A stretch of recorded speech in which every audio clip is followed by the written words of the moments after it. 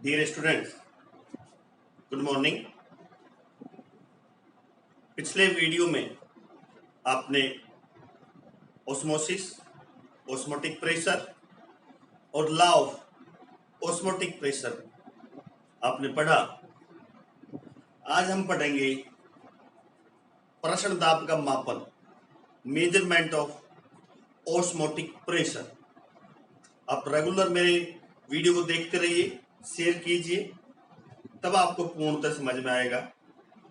आज जो हम मेजरमेंट ऑफ ऑस्मोटिक प्रेशर पढ़ाने जा रहे हैं, हम यहाँ 3 विधियों का अध्ययन करेंगे जिसकी सहायता से हम प्रश्न दाब का मापन कर सकते हैं। पहली विधि फेफर विधि है, फेफर मेथड है।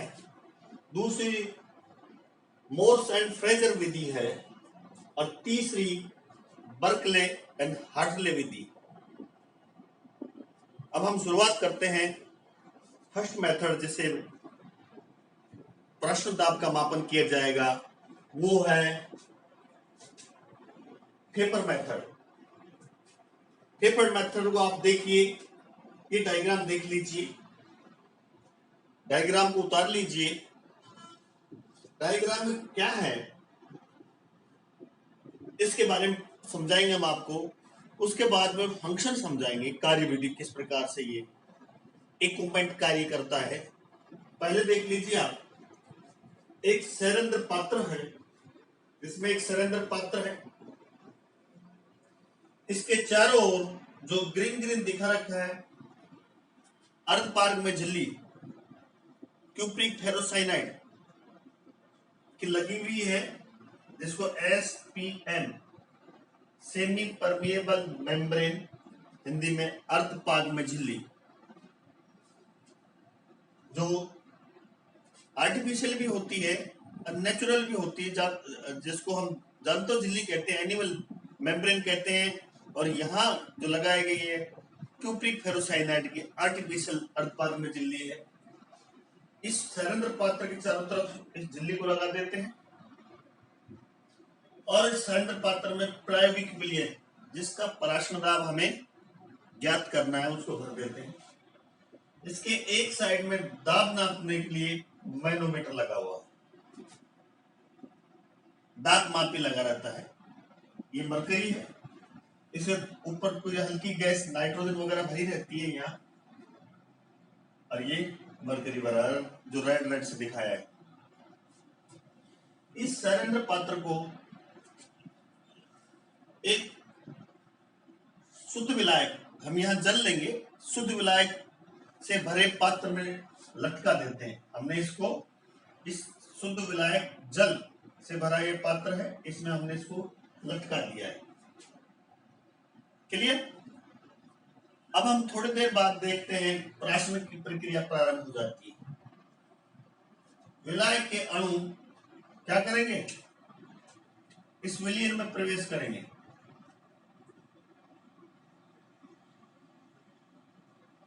अर्धपार्क में झिल्ली से होकर विलायक जल के अणु सिलेंडर पात्र में प्रवेश करते हैं, जिससे विलयन का आयतन बढ़ जाता है। विलयन का आयतन बढ़ जाता है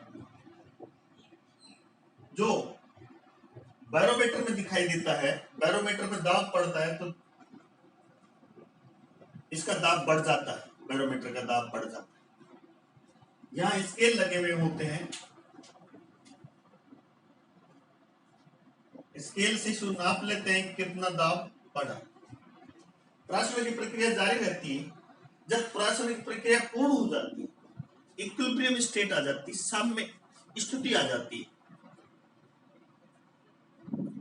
तब हम देखते हैं अब कितना दाब बढ़ा है। दाब मापी में दाब नोट कर लिया जाता है। यही दाब प्रायोगिक विलयन का प्राशन दाब होता है। प्राशन की प्रक्रिया रहेगी, विलायक अणु विलीन में जाएंगे, लगातार जारी रहती है, जैसे विलयन का आयतन बढ़ जाता है और दाब बढ़ता जाता है। एक स्थिति ऐसी आती है, साम्यिक स्थिति, जहां प्राशन प्रक्रिया रुक जाती है साम्यिक स्थिति पर, तब हम इस दाब मापी से दाब नोट कर लेंगे।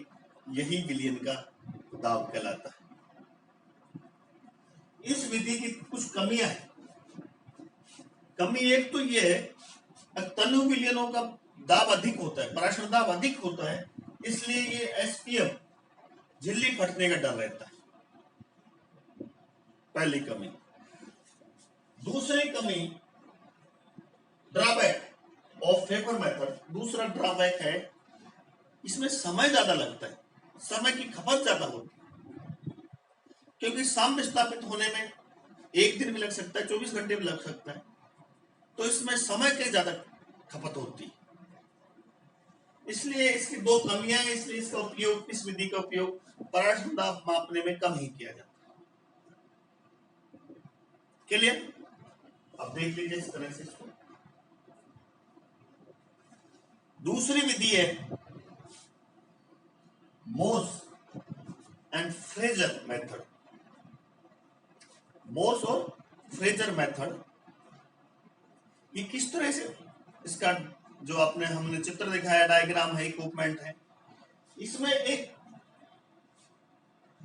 सरेंद्र पात्र है, इसमें भी ये फ्रेजर मेथड मोर्स विधि का संशोधित रूप है, मॉडिफाई रूप है मात्र।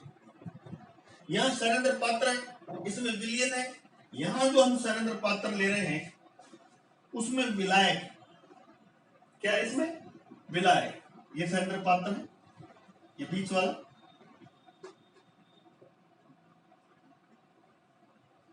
इसमें साइड में नली रहती है, इसमें विलायक जल लेकर डालते रहते हैं, ये सरेंद्र पात्र जिसमें जल विलायक लिया जाता है और इसके चारों तरफ एसपीएम को डिपॉजिट कर देते हैं, विक्षेपित कर देते हैं, अर्धपारगम झिल्ली को यहां लगा दिए, विक्षेपित कर दिए। ये एक सिलेंडर है, इस सिलेंडर में विलयन भरा होता है, क्या होता है, विलयन भरा होता है, और इस सिलेंडर के दूसरी साइड में दाब नापने के लिए मैनोमीटर लगा रहता है, जिसमें स्केल लगे हुए होते हैं, मैनोमीटर। अब इस सिलेंडर में जो सिलेंडर पात्र इसको फिट कर देते हैं, क्या कर देते हैं, इस सिलेंडर पात्र में इसको फिट कर देते हैं। ये डायग्राम के बारे में हमने आपको बताया। अब फंक्शन क्या है, कैसे क्रिया करती है, कार्यविधि क्या है, अब सुन लीजिए। थोड़ी देर बाद देखते हैं कि पराशर प्रक्रिया प्रारंभ हो जाती है, सरेंद्र पात्र से विलायक के अणु विलयन में जाते हैं,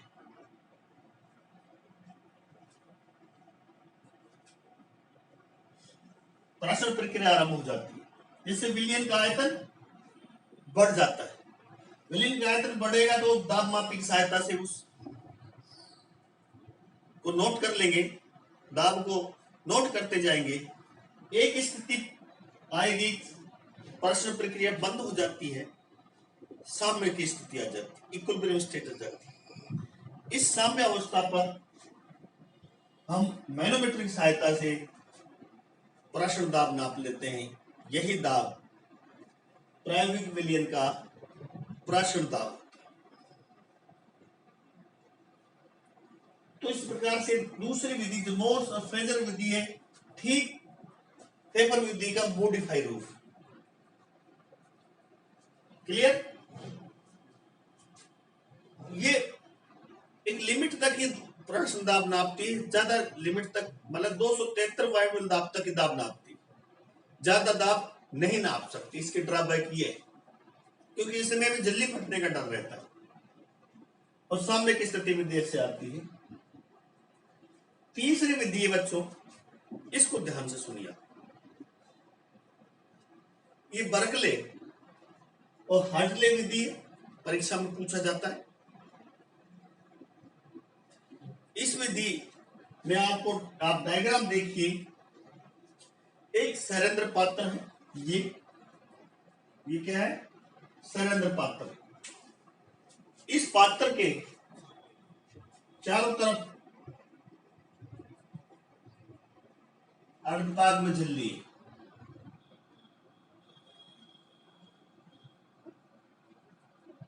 एसपीएम, सरेंद्र पात्र है एक लंबा सा, उसके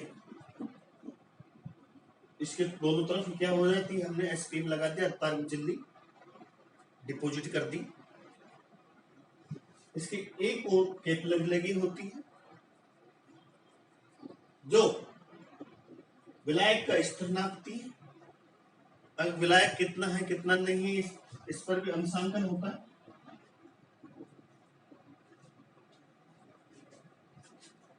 इसके दूसरी साइड में एक कीप लग रहा है। कीप की सहायता से आवश्यकता अनुसार विलायक जल को इसमें डालते रहते हैं। ठीक है, ये लंबा सिलेंडर है, दोनों तरफ झिल्ली है, एक तरफ इसके कैपिलरी है जो विलायक का स्तर नापती है, दूसरी साइड कीप है जो आवश्यकता अनुसार विलायक को इसमें से डाला जाता है। इस सिलेंडर पात्र के दोनों तरफ एक जैकेट होता है। क्या होता है? जैकेट। सिलेंडर पात्र में तो विलायक जल ले लेते हैं और वो जैकेट में प्राइवेट विलियन लेते हैं, जिसका हमें पराशर दाब मापना है। इसको हम इसके चारों तरफ है जो है जैकेट कहते हैं इसे, उसमें ले लेते हैं। इस जैकेट के एक ओर पिस्टन लगी रहती है और दाब मापी लगा रहता है जो दाब को नापता है। क्लियर? अब इसकी कार्यविधि क्या है, फंक्शन कैसे करता है ये इक्विपमेंट्स, थोड़ी देर बाद देखते हैं। प्राशन प्रक्रिया द्वारा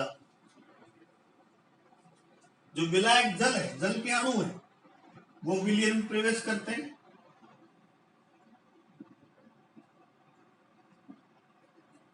जिससे विलियन का स्तर बढ़ जाता है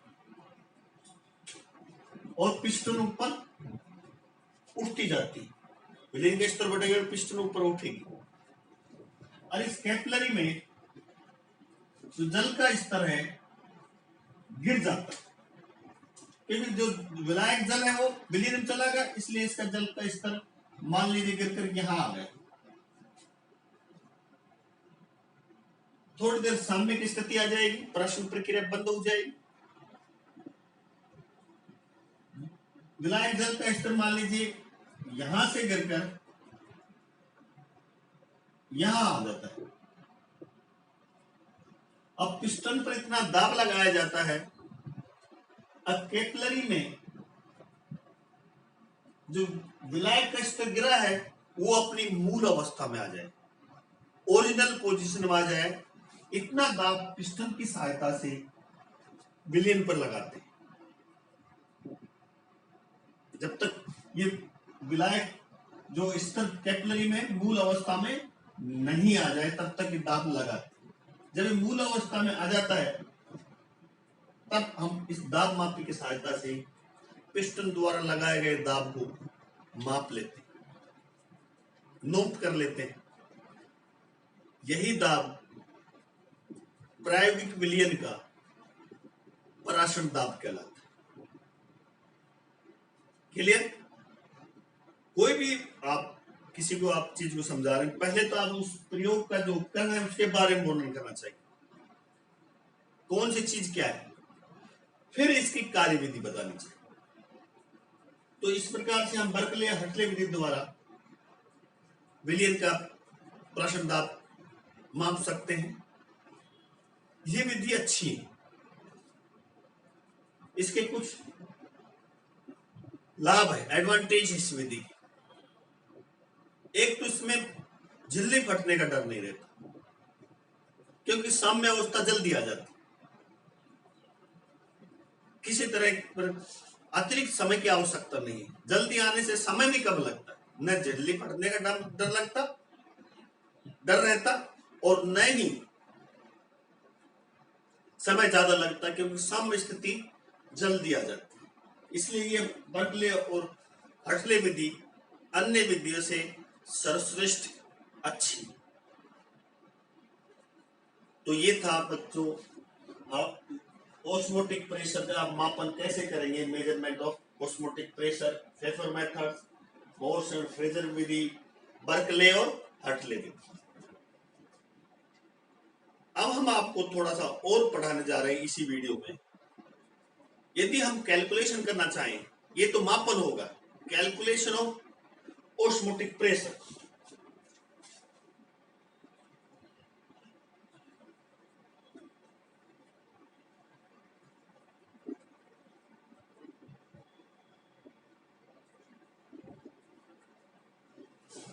प्रश्न दाब की गणना, ये मापन था, ये गणना है। अब बच्चों सभी जानते हैं पाई वी बराबर एन आर टी, ये तनु विलियन समीकरण है, वन टॉप समीकरण है। इसको और तरह से लिख सकते हैं, पाई बराबर n upon V R T, pi बराबर n upon V C R T लिख सकते हैं। यदि विलयन की सांद्रता ज्ञात हो तो हम प्रसारण दाब का कैलकुलेशन कर सकते हैं, गणना कर सकते हैं पाई बराबर सी आर टी, क्योंकि एन अपॉन बी सांद्रता होती, सब जानते हैं। या दूसरा और तरीका है, पाई वी बराबर एन बराबर होता है बच्चों एन नंबर ऑफ मोल बराबर विलय का भार अपॉन विलय का अणु भार, तो हम लिख सकते हैं W upon n R T, V pi बराबर W R T V n. Clear? W, तो यदि हम छोटा W क्या है? विलय का भार, M विलय का अणु भार, N बराबर नंबर ऑफ मोल बराबर ये होता है, तो इसका मान रख दिया और W आर पाई, पाई का मान हम इससे भी ज्ञात कर सकते हैं, प्रश्न दाब का कैलकुलेशन कर सकते हैं। ठीक है, इस प्रकार से हम प्रश्न दाब की गणना कर सकते हैं। एक और मैं पढ़ाने जा रहा हूं, विलय का अणुभार ज्ञात करना, मोलर मास। मोलर मास प्रश्न दाब द्वारा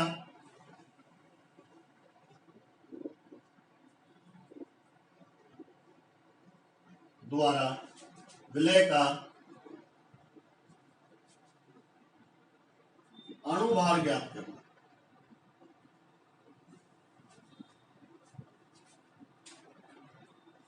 बहुत इजी है, ये सिलेबस में टॉपिक रहता है, how you determine the molar mass या molecular weight of a solute bye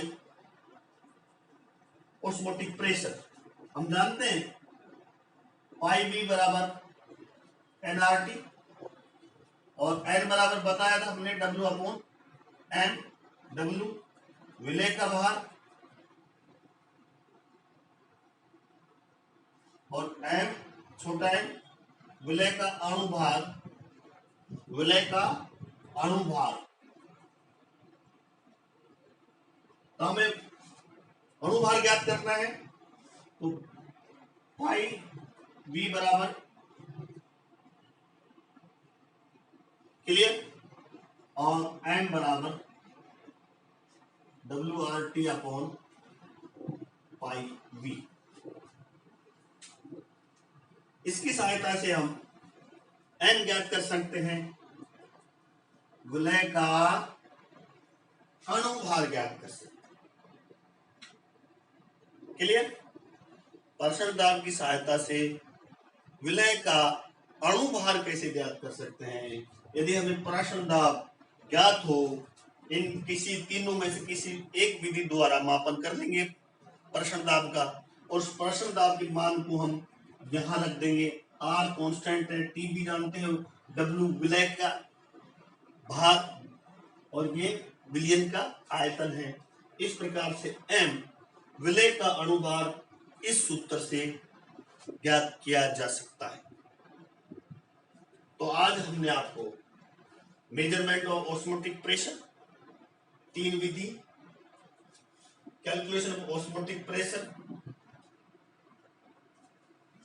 और determination of molecular weight of a solute by osmotic pressure, प्रसरण दाब द्वारा विलय का अणुभार कैसे ज्ञात करें।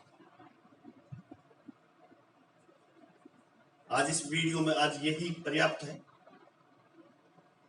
एक अणु संख्य गुणधर्म जो प्रसरण दाब था पहला, वो आज समाप्त हो गया है। अगले वीडियो में हम दूसरा